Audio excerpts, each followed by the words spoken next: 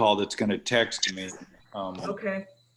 to tell me what day they're going to delay it to, because the It's showing live.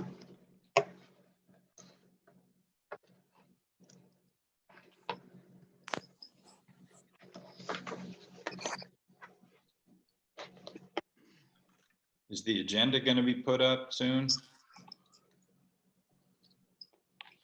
I think we requested that. Yes, we're gonna put that up.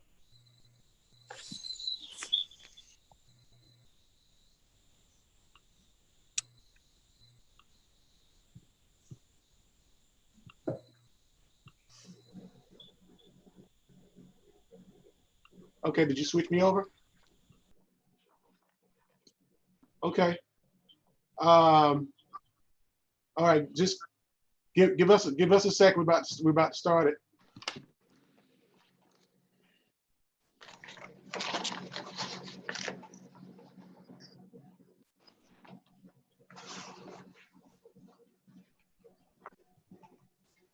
Okay, don't forget to make me the host.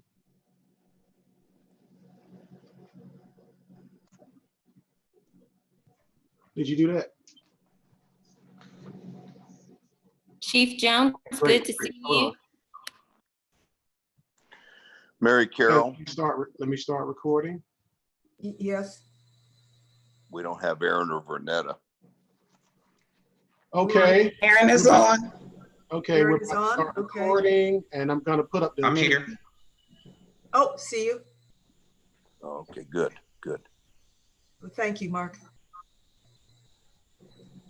I saw him, okay.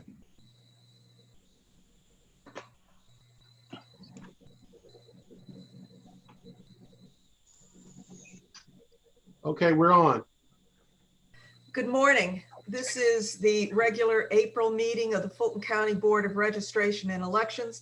I'm Mary Carroll Cooney, chairperson, and I'm joined this morning by my colleagues, Mr. Mark Wingate, Dr. Kathleen Ruth, Mr. Aaron Johnson, and is Ms. Vernetta Newridin with us? She is going to join us, and I will greet her when she comes in. We have a quorum. We are meeting this morning virtually and by teleconference. And I'd like to thank our external affairs and particularly Mr. Rico Dollar for getting us together.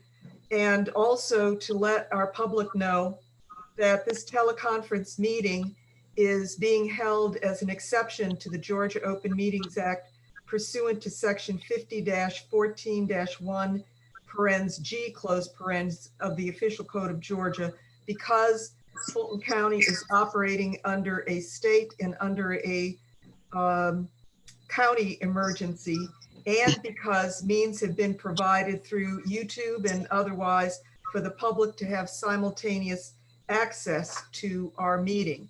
And that being the case, I'd like to ask our board members to review the agenda.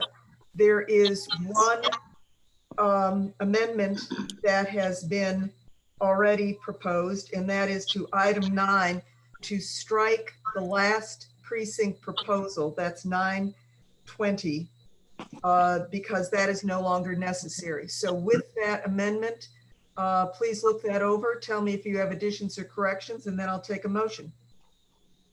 Madam Chair, I make a motion that we approve today's agenda. Second. Been properly moved and seconded that we approve today's agenda with that one change. All in favor say aye.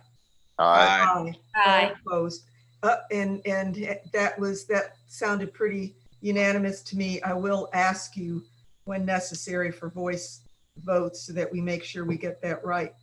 Item number 2 on the agenda is communications and responses from the public. Ms. Bodison, do we have any? Yes, Madam Chair. Can you assist those members of the public and us about their communications? The first public comment comes from Gail Burnett. And she says, please provide the following information. What is the current backlog of absentee ballot requests in the county? Do we have staff needed to process all requests? Will those staff be able to process ballot requests remotely? What can the public do to help?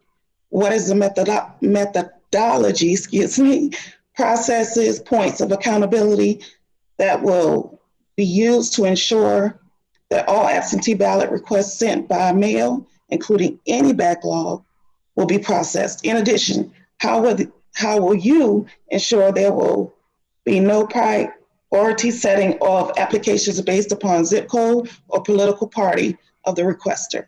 The request is not a statement of policy or words of insurance.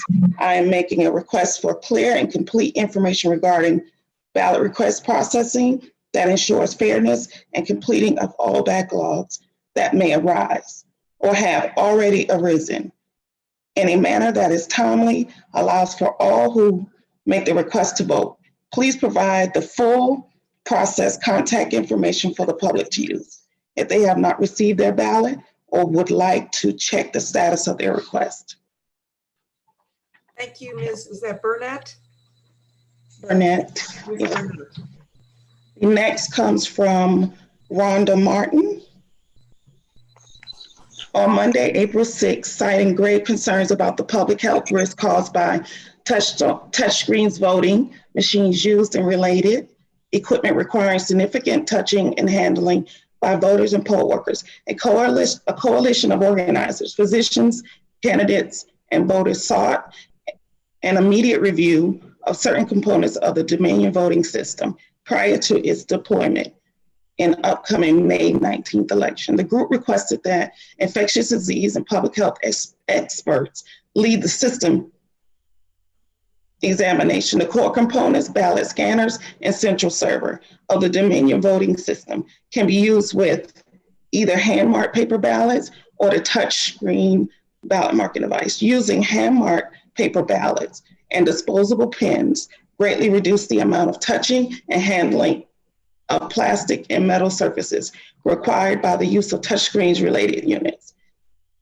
The use of traditional paper ballots using only the core voting system components would eliminate scores of thousands of hours of programming, testing, transport, and installation of the touchscreen component by vendors and staff, while greatly reducing the surface to be touched by voters and the voters' interactions with poll workers.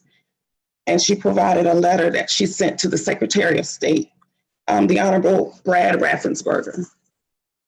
And that concludes the public comment. Thank you, Ms. Bodison. And thank you, Ms. Martin, for your communication. If that concludes it, then let's move on to item number 3, which is the approval of the minutes of our regular meeting on March the 12th and a special called meeting on March the 18th. Please, I'll tell members of our public that these minutes were circulated several days ago for us to review, but I'll ask my colleagues if they're to take whatever time they need, and then I'll entertain a motion.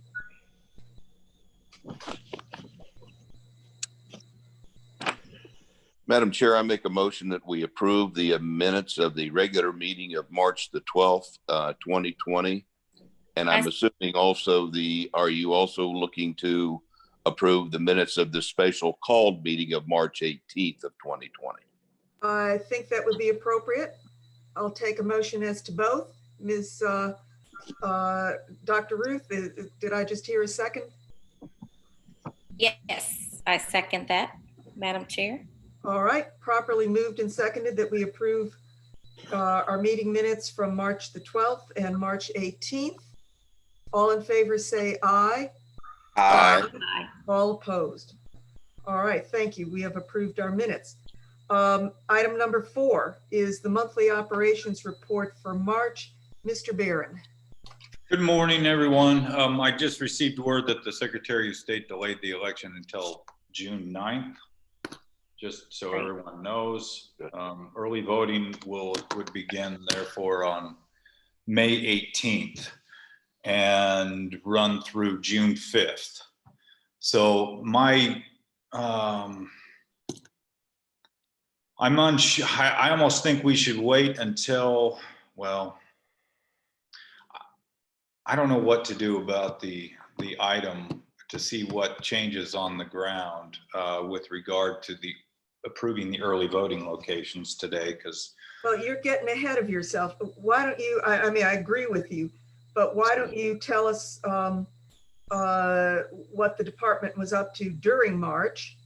And then what we may need to do is defer or strike or just go through the remaining items on our agenda. Okay. So for the operations report, we conducted early voting for the March election between March 2nd and March 14th. It was interrupted, of course, because of COVID-19. The March 24th PPP was delayed to coincide with the May 19th general primary. And until today, the current plan was to resume early voting on April 27th. That seems to have changed in the last few minutes. We were going to, the operations report states that we were going to have additional hands-on training classes with less than 10 people, but we were making arrangements to tape training and do everything online by video. The early voting training was to begin next week, but that will be delayed as well. We were serving poll workers. So far, I think we'd received 666 responses. 472 people had committed to being poll workers for the May 19th election. The percent of people that were committing 100% were going down the more people that responded. We still had about 1,000 people that hadn't responded to the survey. But for early voting, we did have, it seemed to be a full complement of people that were willing to work. Managing the polling locations, we did lose 6 locations. One location, which I think was struck from the agenda today, was going to have a graduation, and that has been canceled. So we were able to go back in there. But two churches, Mount Vernon Baptist Church and First Presbyterian Church, had both declined to be polling places, and we had lost our senior assisted living facilities as well that we had as polling places. We were continuing to receive the equipment carriers, which we still are. And the last shipment of the equipment carriers should leave Election Works for Fulton County on May 7th. So sometime in that second week of May, we will have all of our carriers in the warehouse. With regard to voter registration applications, we have processed 76,800 we've received 76,899 this year. We received 19,422 in March. And so we are going to have a busy year with regard to processing applications. I'm sure that since the election is being changed to June 9th, I don't have a calendar in front of me, but sometime around May 9th would be the voter registration deadline change that we will see that move for voters to register to vote for the now June 9th election. With regard to felons, we did no hearings for this meeting, although we did mail 409 letters to suspected felons. We issued 68 TVICs, which is pretty low, but that's because we were only open half of the month. And then with regard to the admin division, we did get 2 mobile voting precincts approved for purchase so that we would get delivery before early voting begins for the November election, those will have somewhere between 10 to 15 voting stations in them. They will be buses. They will have a check-in station inside that with an awning on the outside. We will be able to move those around as outreach facilities during early voting and also use them for voter outreach in between elections. Qualifying of candidates, that occurred March 2nd through the 6th. For the general primary on May 19th, we conducted the qualifying for the Fulton County Republican Party, and as well as doing the qualifying for the nonpartisan candidates. We have had to get the City of Atlanta's contract for their election updated, which I think that's going to have to change again now since the election date has changed. So that item may, of course, we'll have to talk to Cheryl and David, but that one may have to come off of the agenda today because I think the contract, the new IGA that we have is going to have incorrect dates in it now. We had a number of VEO events canceled in March because of COVID, but we were very busy with voter outreach up until the time that we closed. And our voter education team was all over the county and working very hard, 7 days a week. They may have been the busiest group of people in the office as much as they were out in the field.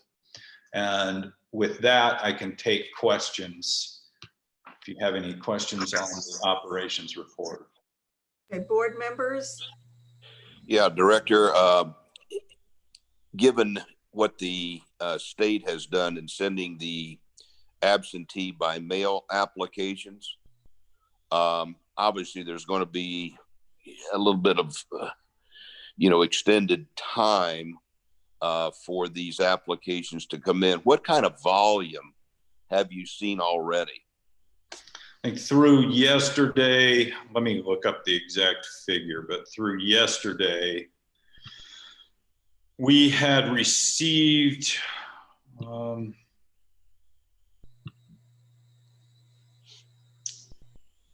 is Karen's email?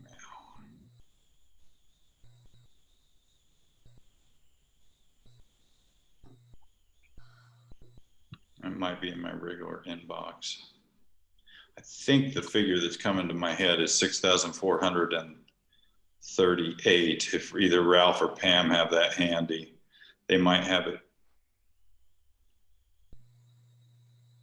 No, it's over 6,000. Let me see if I can find the email for you. Mm-hmm. I think it's 6,438 applications that we received through. That would probably be through about noon yesterday. And we were, I was told by Karen Ficklin, who manages that department, that, oh, here we go, that we were receiving during the day, 6,438. We've rejected 245 applications. We've processed 6,193. Those ballots will be mailed by the state. We aren't mailing the ballots. And then once the ballots are returned, we will process those. We did mail the 50 UOCAVA ballots that we were required to on April 4th. Mm-hmm. 50 of them, okay. And UOCAVA ballots are for overseas voters. And you said that you had 245 applications that were rejected? Yes.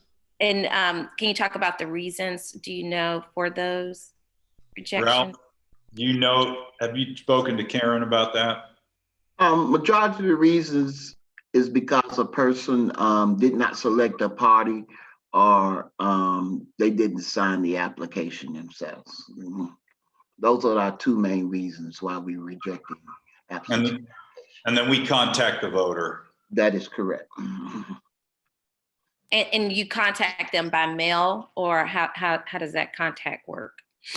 They get a first class letter by mail. We have 2 days by law to turn it around. So what we usually do is to send it by mail. All right, before we go on, we have been joined by our colleague Vernetta Nuruddin, who was unable to join us, not because of herself, but because of technical difficulties. And Ms. Nuruddin, we are on the operations report for the month. Any board questions of Mr. Barron? I do. First of all, Chief Jones, great to see you. Glad you're back. Appreciate you, all the stuff that you do.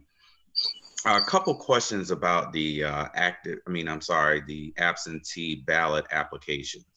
Obviously, we get a lot of questions consistently just about that. One of the things that I get a lot is there are 2 email addresses on it. On our website, there's one email address, and on the absentee ballot, there is another email address. Could you tell us real quick, do both work, one better than the other? Why are there 2 different ones? We both of them work. We use both of them. Ralph, do you know the origin of why we have 2? In the beginning, when we were organizing our office, we would prefer that the people, if they're using anything related to absentee, to use the elections.absentee email. But we received both absentee requests on the voter registration one and the absentee one, and staff understands that those requests are gonna come in on both of them. We receive them at both of them, so therefore doesn't make a difference to us. We just prefer that if you're gonna send something to absentee, to send it to absentee, but we will accept it to the voter registration, elections.voter registration. Was there any particular reason why that one was posted? Is it something that the Secretary of State did, or? The Secretary of State actually posted the one on the application to the voter registration.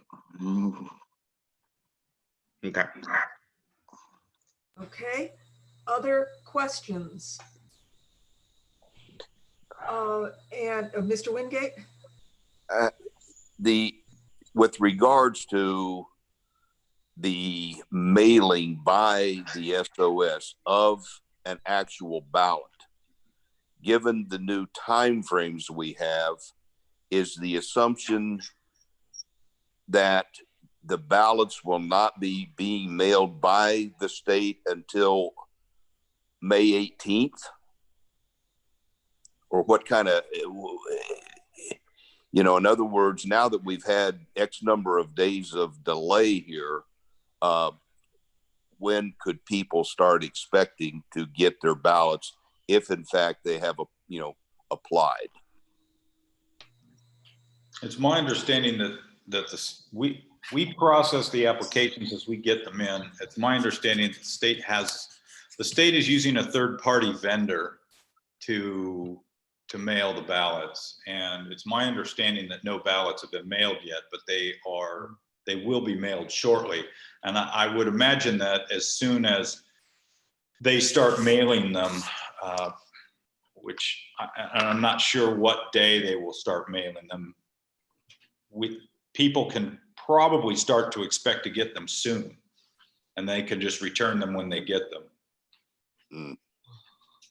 So in essence, Rick, we would have actual ballots received before we've actually started the legal early voting period. Yes, but yeah, and that's the case every election. Okay. So we got to hang. Okay, well. Any other board questions? Ms. Nuruddin? Hey, Rick. Good to see you, Mr. Jones. I'm sorry to hear about your wife as well, and Miss Walker. The quick question about it, and I apologize, I missed the first part of your report. I do have it in my email, I think. Will there be any changes? So in the actual process, when you guys receive the application, you process it within a certain time frame, and then you enter in the system that is the ballot has been mailed. And since you guys are not mailing the ballot, how is that going to change that part of the process? Okay. The way it's gonna work is that, as you said, the applications is gonna come in, and we will enter an issue date when we feel that the ballot's supposed to be issued. From that point on, the state will then grab all of our issue dates for that day and begin to mail them. Then, once the state mails those ballots, we assume that the state is just like us. They don't have 2-day turnaround once we enter the application into the system. Once the state mails that ballot out, then it's sent to the voter, and the voter, once they return it, then we have the time to process that ballot upon return. Is it a reason why those ballots aren't coming through the department, and were you able to proof those ballots that are being sent, Mr. Jones? Or how was the proofing process since those ballots aren't coming through the county? Okay, the state is gonna take ownership of that, since our job is only to enter the actual absentee applications. The vendor that the state has partnered with is going to be responsible to make sure that the person get the correct ballot and that ballot mailed to that voter. And so, for instance, quite a few years back, we had a problem with GIS sending the wrong ballot to voters. I don't know if you remember. Or when they went into the poll, it was something around the Niski Lake, Loch Lomond issue. They went to the poll and actually were given the wrong ballot at the poll, if you remember.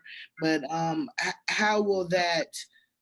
So if a person gets the incorrect ballot, just say their state senator is not the right one, and in the city of South Fulton, we got some crazy lines as it relates to some House reps down there, then what's going to be their process will they take it up with the vendor? Will they call the department?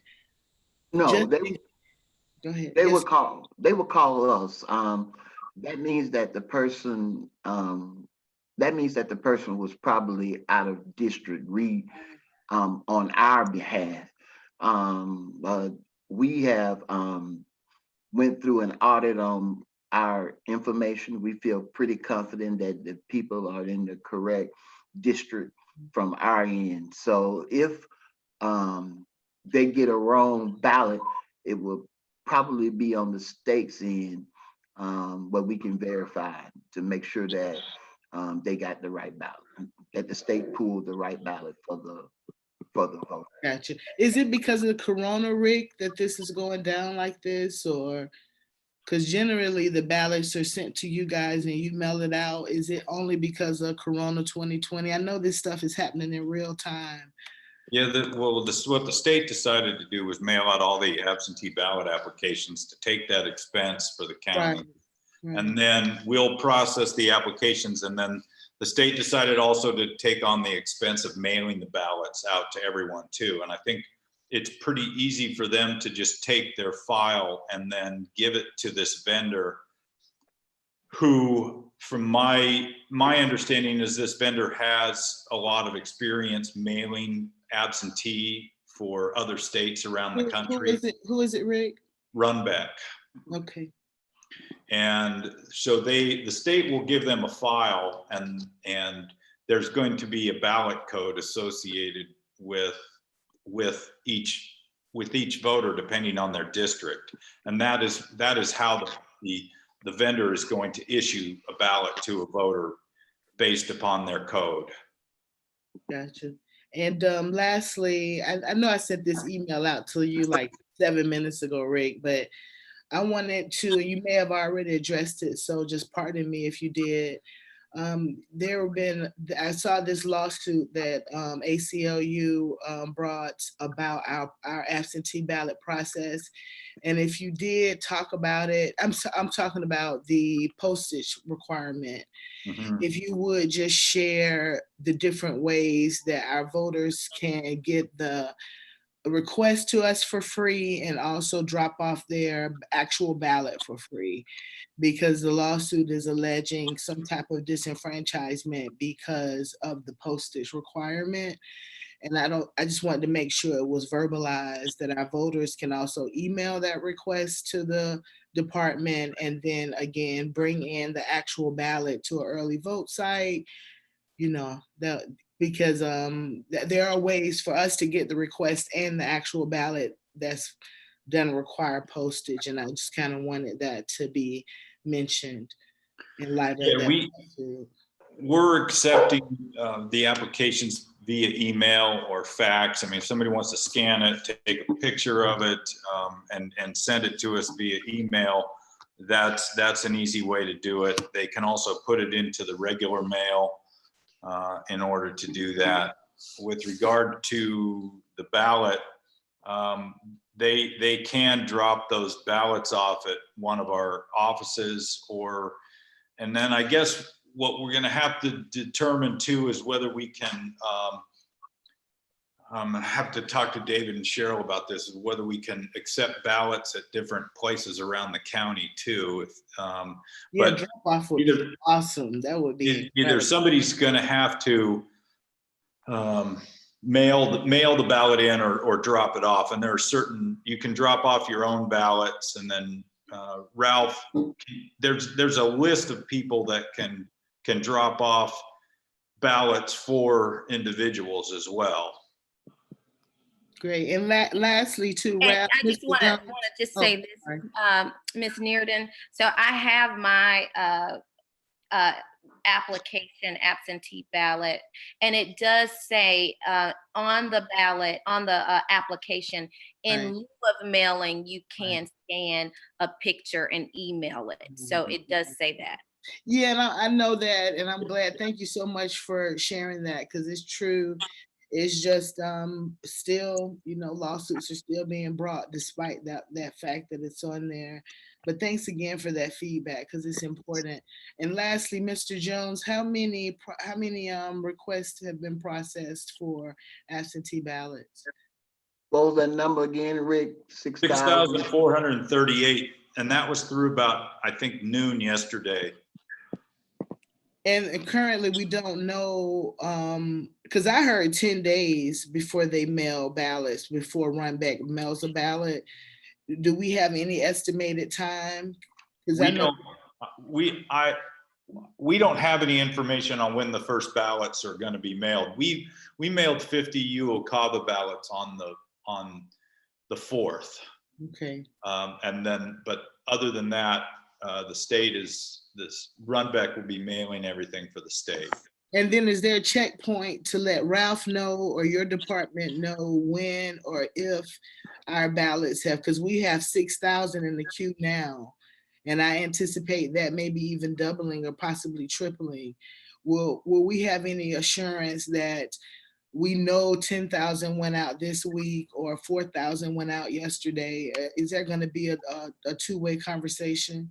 Yes, the state said that what they would do is that they would give us a report, of real-time report of what all ballots would be in mail by Runbeck doing this procedure. So we should have some sort of notification to determine which ones that we've entered and which ones the actual ballots have been mailed, so that we can do cross tabulations to know which one is expected.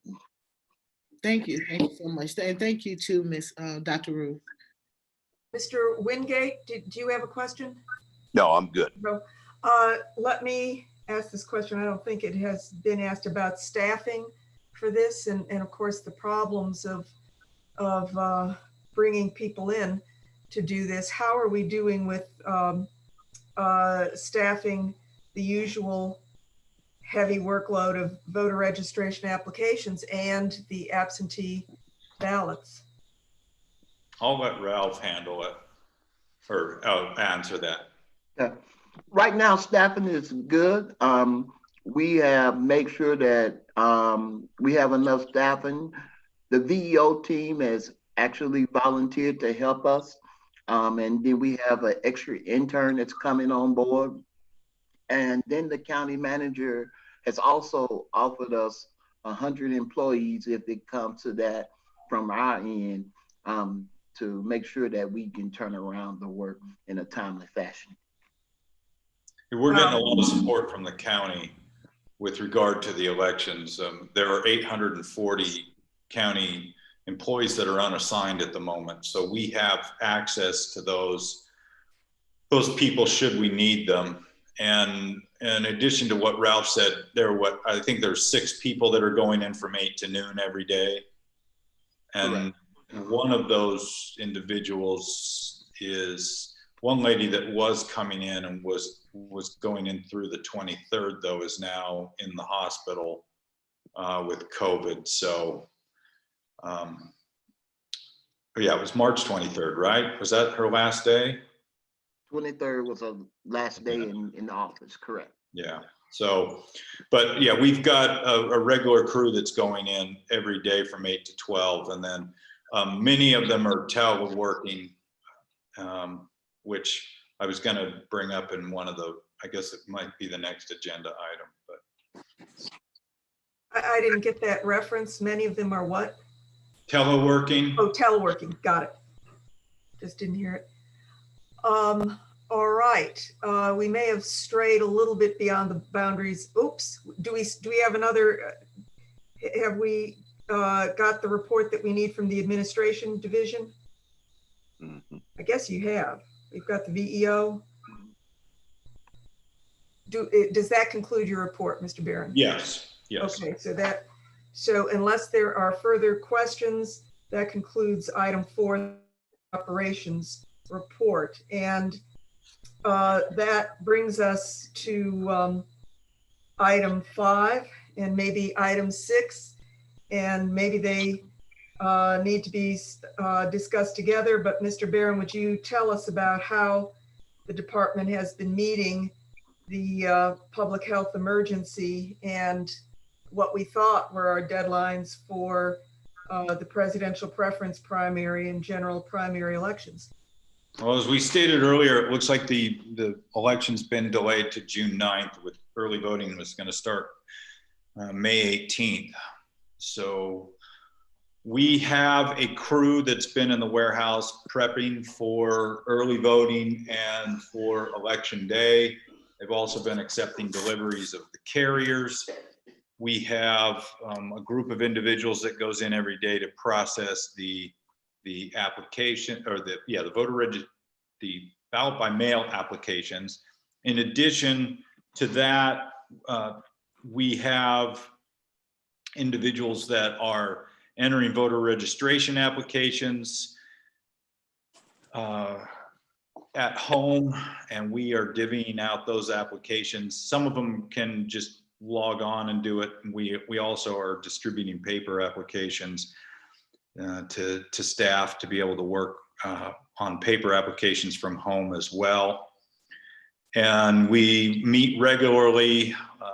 We've been making a lot of use of Zoom, and all of the staff is hard at work in these strange circumstances, but we were going to be prepared. We were going to be using FGTV as well to tape training classes for election day for the managers, for the clerks, and those people would then be able to take those classes at their convenience to get ready for the election. We've got our regional coordinators that have been in contact with poll workers. The poll workers, many of them, we've had about a little less than a third commit to working. The county has said that of the 840 unassigned workers, that we will have access to those people, and should the county commit those people to us, they will be assigned. Should the county reopen before the election, those people will be committed to work for us on election day or during early voting if necessary. All right, is that all that you have to say about item number 5? And Yes, Blake or Ralph, do you have anything to add on that? No, okay. I know that we have an official response to an update on the presidential preference primary and general primary elections from the Secretary of State. And so is that all that is to be said? Oh, Ms. Newridden. Last question. I'm so sorry, guys. For Mr. Jones, is there a backlog in entering the request for absentee ballots? Is Ralph on there? Ralph is not Well, on we'll there. wait for him to come back. No problem. I can Right. wait. Okay. Right. Anything else? I know the one thing that I can answer is that Karen Ficklin, who's in charge of it, says that at least during the workday and maybe Pam can answer this, but it seems as though we're getting an application about every 10 seconds through the submitted electronically. Is that right, Pam? Yes, that is correct. Oh, Miss Pam. Good morning. We have an overwhelming amount of applications coming in. I've been in the department for 18 years and I've never seen anything like this before. So it is an indication that people want to vote from home by mail versus in person. That's what I'm gathering from all of this. But Karen's team has been very diligently staying on top of printing these out so we can gather them, and we're working on a strategy for how we're going to disperse these to the rest of the team so that we can get all the information entered in the system. Okay, so I would just applaud those people that are going in every day at the warehouse and the absentee team that goes in every day, because it's not easy in this environment to want to go in and be at the office. So. yeah, I appreciate that too. And I just wanted to, so currently you guys are in the process of disseminating the 6,000 to be entered, or they're just being entered as Let me see, oh, there's Ralph. There's Ralph. 6,000 is already entered already. So how many do you have? Oh, that's how many you have processed already. Thank you, sir. Correct. You did. Yeah, and that was through probably noon yesterday, 6,438. How many do you have? We had about 1,100 that has just been dispersed as of yesterday. So you should get another. The number should jump up by another 1,000.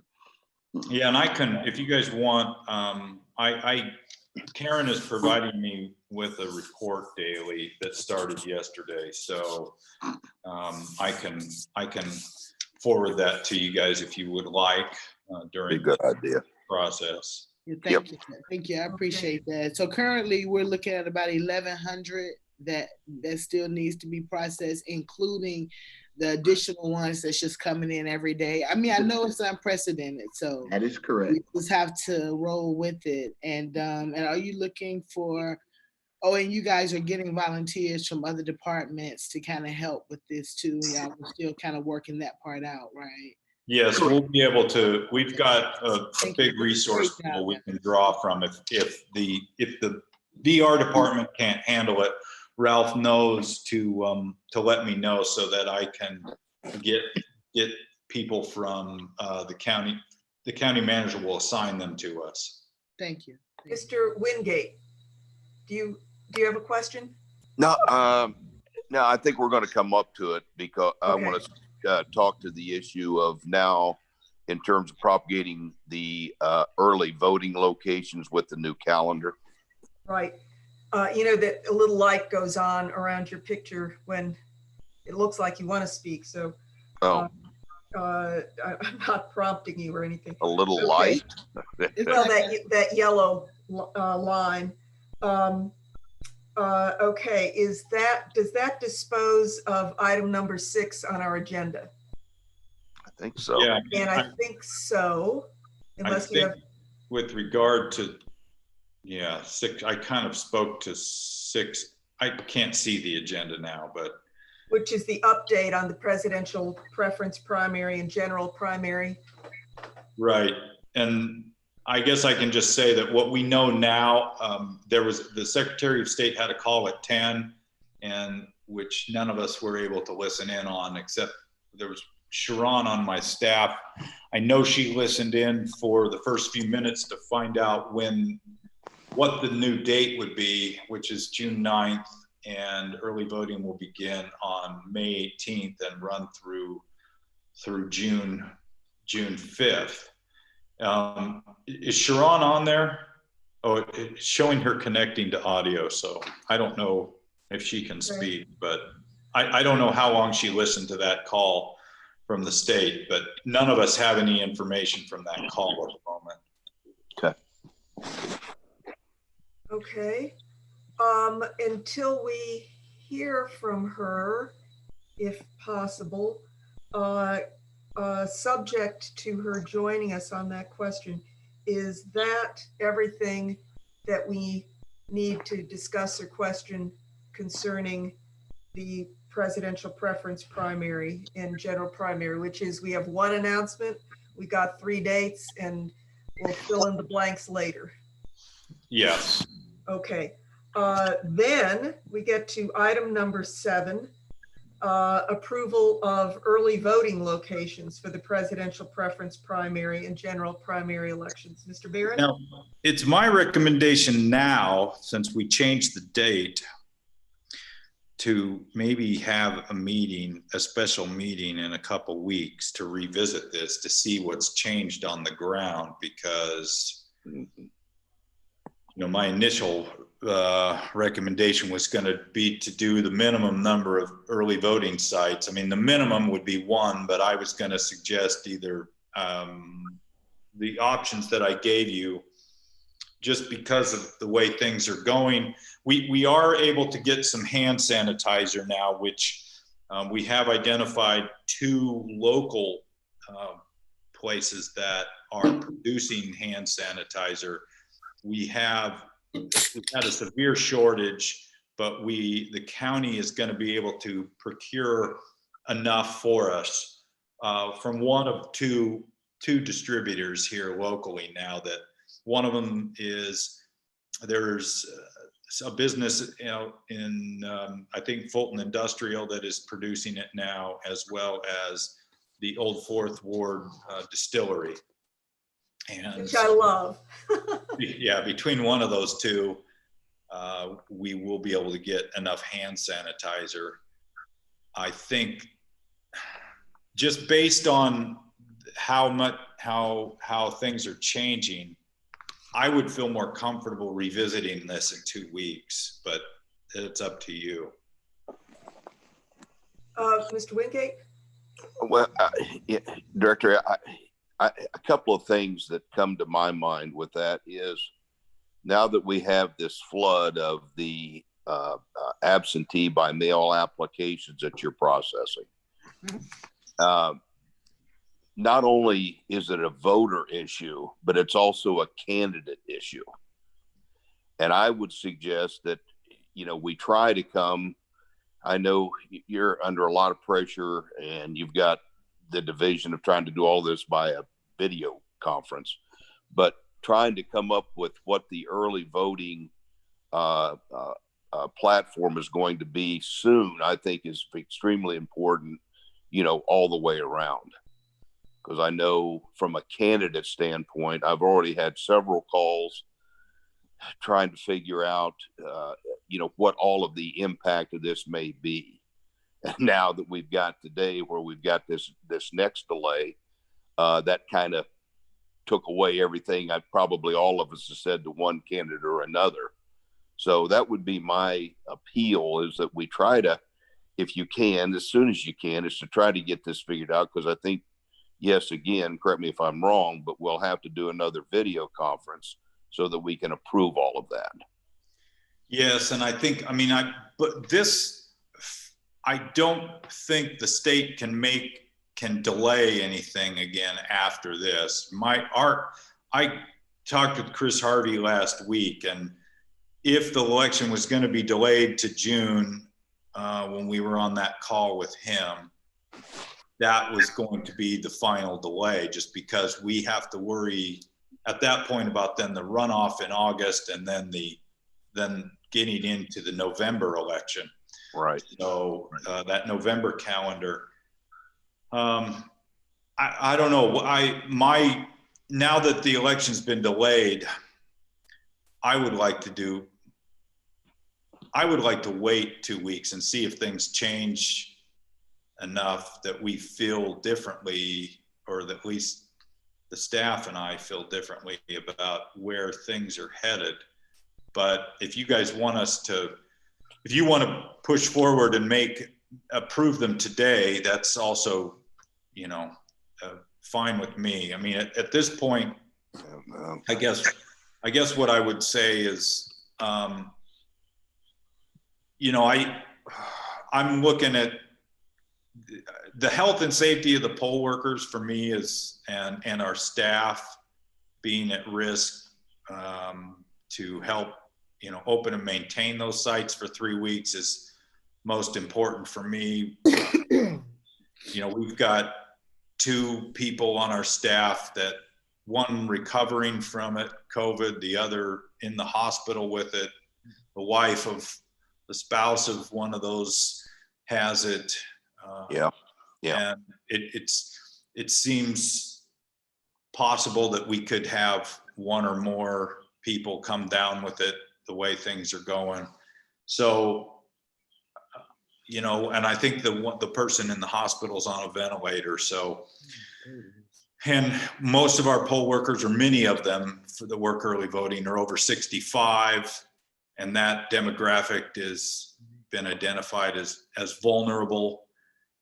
So they have to come into contact with every voter that comes in through the door.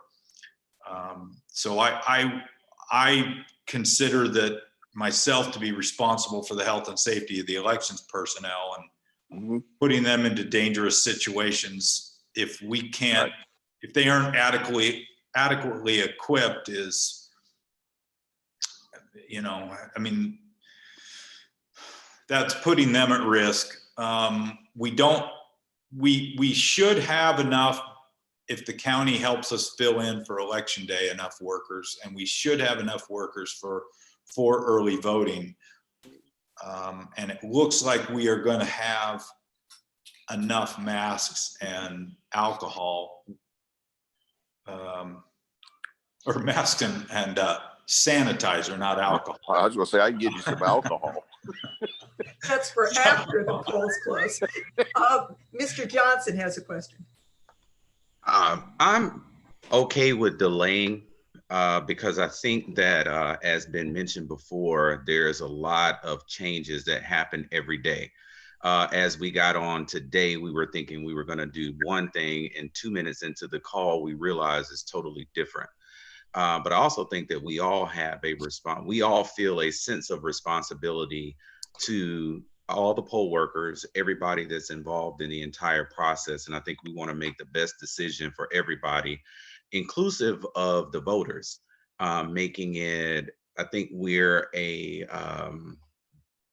kind of hurt by our own success a little bit. Everybody's so used to Fulton County having the most robust early voting situation than anybody else in the state of Georgia.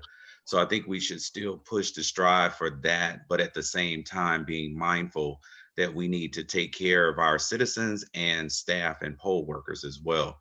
So I'm okay with waiting, whether it's a week or 2.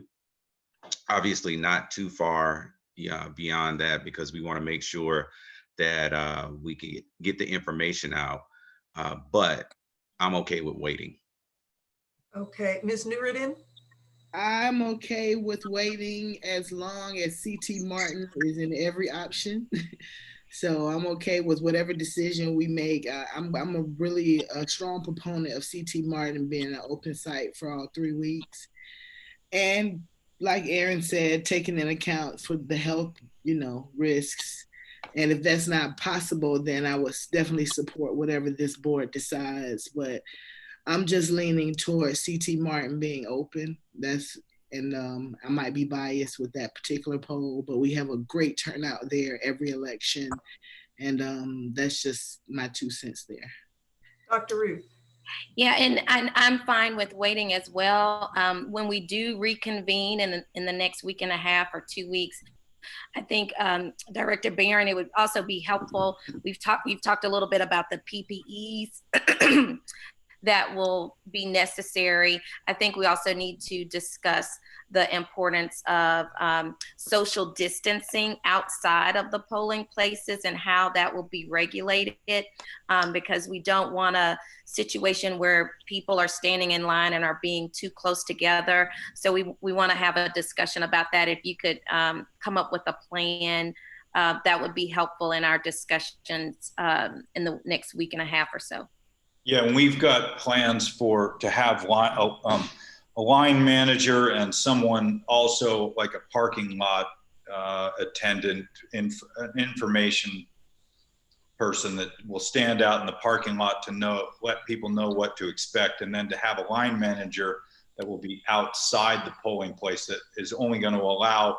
What we plan on doing is, and this would even be on election day, would be we're going to limit the number of ballot marking devices and the number of in both early voting locations and in the polling places, because we don't want to have more than 10 people in there, including the poll workers at a time. So in-person voting, if we have high numbers of people that are going to vote in person, I think one thing that we're going to need to keep in mind, even with the election on June 9th, because that really isn't that far away, it's 2 months from now.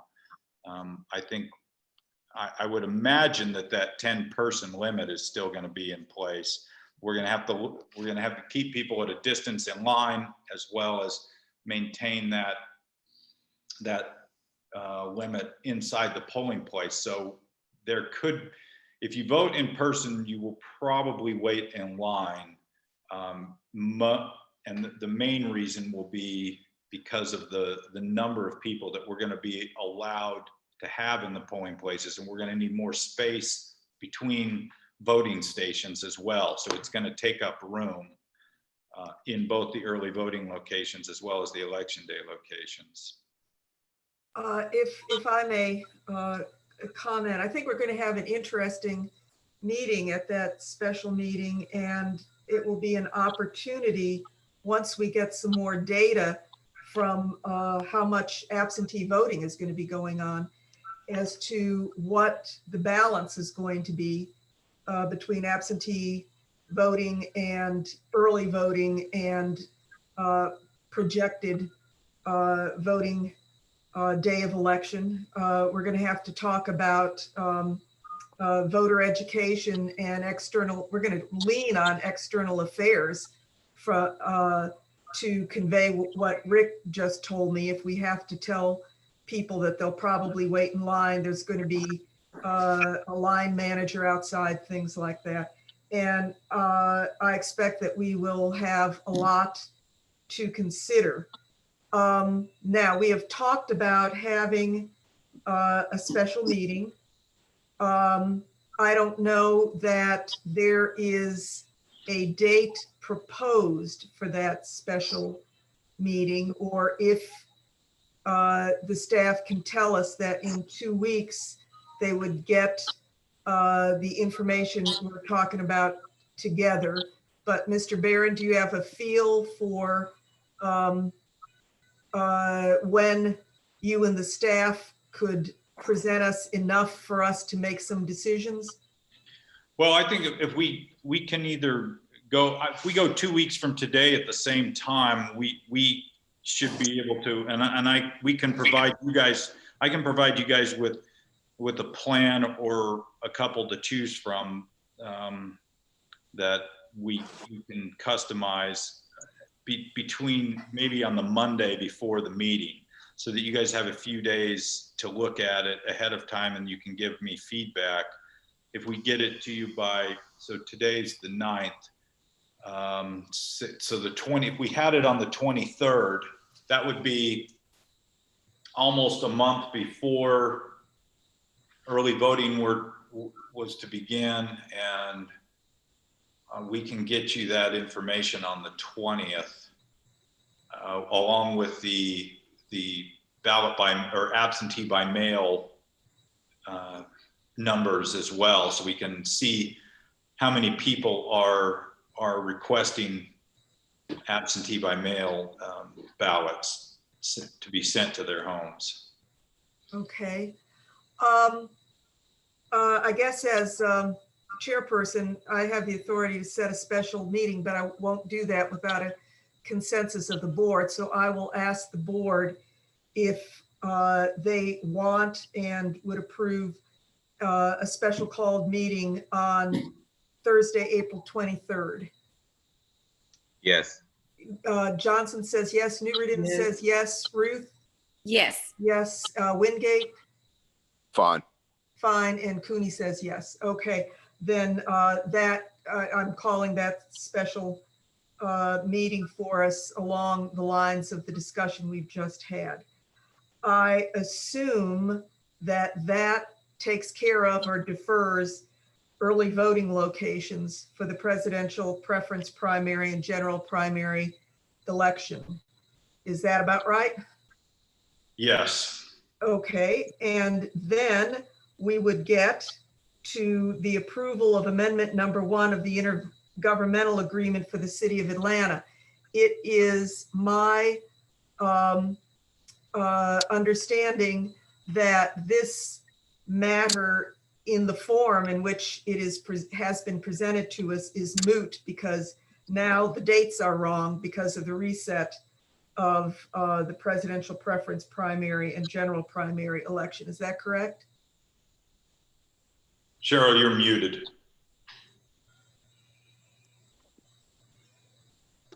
Yes, Madam Chair, that's correct. Okay, and Mr. Forrest Webb, who had asked to make a presentation on that, has withdrawn that request.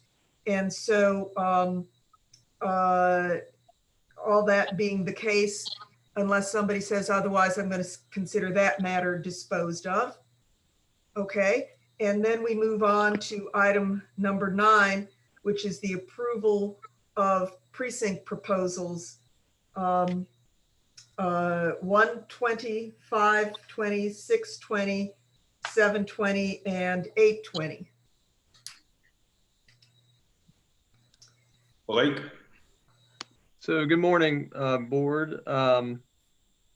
So these location changes are emergency changes for consideration. Of course, when we contacted these locations and when we've been in discussions with these senior facilities, our discussions related specifically to the May 19th election, and these would be temporary location changes because we heard concerns as we were talking to these locations that, concerns for their residents considering COVID-19. And so we can go through all these and then have a discussion on them, and I'll take them one at a time. So proposal 120 is proposing to move Abernathy Towers, which is precinct 04K, and move it to West Hunter Street Baptist Church. Abernathy Towers is on your document, it says Abernathy Towers is unsure whether they can be a polling location for the near future due to COVID-19 concerns. As we were talking to some of these senior living facilities, we received responses pushback such as, we're willing to be a location as long as things get better, or as long as as long as COVID-19 is not a threat. In talking with Abernathy Towers after this document was created, they communicated to us they did not feel they could be a location for May 19th. Mr. Johnson, do you have a question or comment? Yes, I have a quick question. Because the secondary places were considered for temporary moves dated for May 19th, would it be prudent to check, should we vote to move them not knowing if they can do the June 9th date? That would be up to y'all. I think that's a reasonable thing to do, but I'll let y'all have that discussion.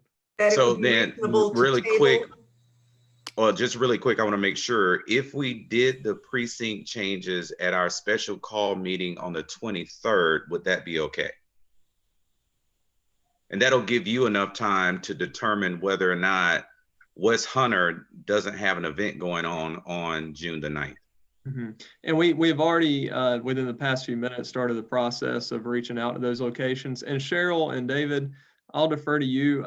It's my understanding that although the normal, guidelines for advertising would be 2 weeks, obviously today is 2 weeks out from that special called meeting. It's my understanding, since these are emergency changes, that we would be okay to consider these at that meeting.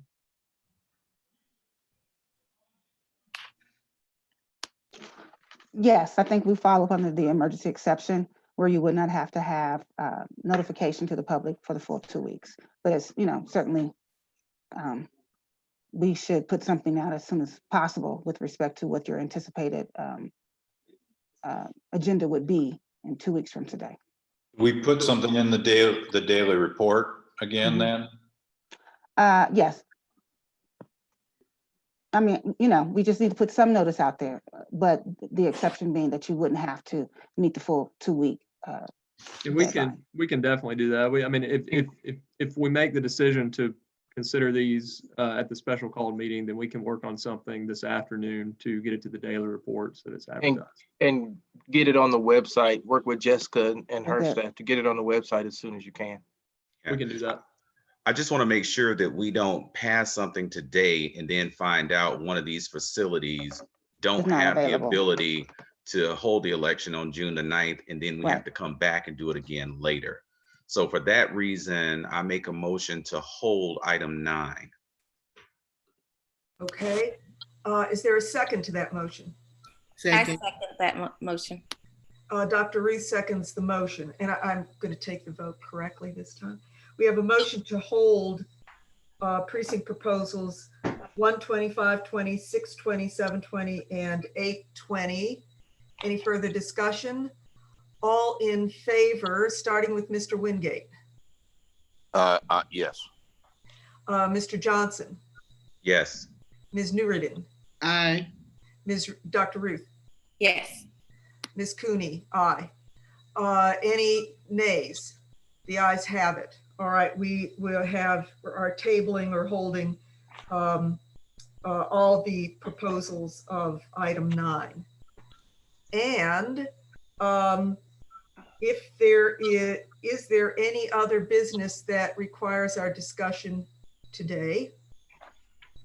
And if there is not, does any member of the board wish to go into executive session for a discussion of personnel or litigation matters? And hearing none, let me thank you all. This is a learning experience for me, and I hope I'm getting better.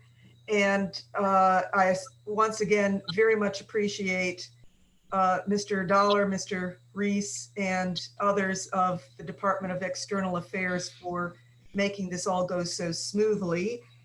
And so I'll entertain a motion to adjourn. So moved. Second. Been properly moved and seconded that we adjourn. I'm going to take this one by acclamation. All in favor say aye. Aye.